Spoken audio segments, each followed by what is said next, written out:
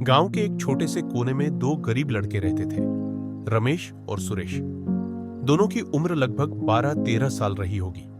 उनकी जिंदगी का हर दिन संघर्ष और कठिनाइयों से भरा होता था, लेकिन एक दूसरे का साथ उनका सबसे बड़ा सहारा था। रमेश और सुरेश दोनों का परिवार बेहद गरीब था। उनके पिता किसान थे, लेकिन सूखे और कर्ज के बोझ ने उनके खेतों को बंजर बना दिया था।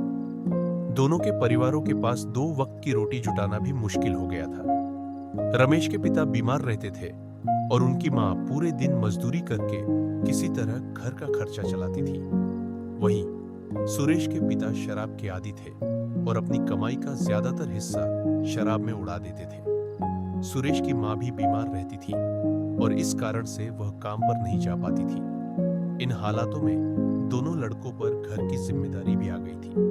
रोज सुबह सुबह दोनों लड़के उठकर गांव के पास वाले जंगल में लकड़ियां बीनने जाते थे।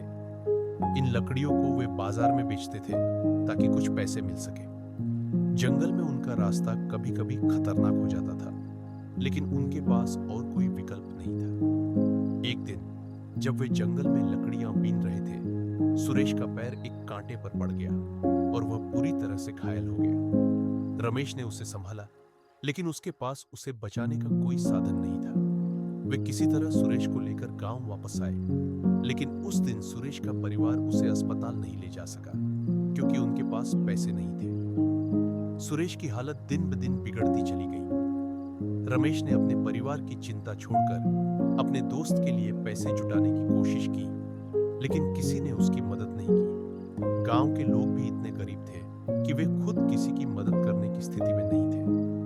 आखिरकार एक दिन सुरेश ने अपनी आंखें बंद कर ली। उसकी मौत ने रमेश को अंदर से तोड़ दिया। रमेश के जीवन का एकमात्र सहारा चला गया था। उस दिन रमेश ने अपने अंदर एक अजीब सी खालीपन महसूस किया जो उसे हर पल खाई जा रही थी। रमेश ने सुरेश की मौत के बाद अपनी जिम्मेदारियों को और गंभीरता से निभाना शुरू कर दिया, लेकिन उसके चेहरे की मुस्कान हमेशा के लिए गायब हो गई। वह हर दिन जंगल में जाता, लकड़ियां बीनता और बाजार में बेचता, लेकिन उसकी आंखों में अब वही चमक नहीं थी। सुरेश के जाने के बाद रमेश ने एक बात सीखी कि गरीबी सबसे बड़ी दुश्मन है, जो न सिर्फ इंसान को शारीरिक रूप से बल्कि मानसिक रूप से भी तोड़ देती है।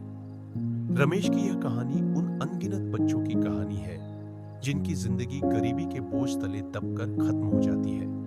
उनके सपनों का अंत हो जाता है और उनके चेहरे की मुस्कान खो जाती है। गरीबी उन्हें बचपन से ही जिम्मेदारियों का बोझ ढोने पर मजबूर कर देती है और उनकी जिंदगी कभी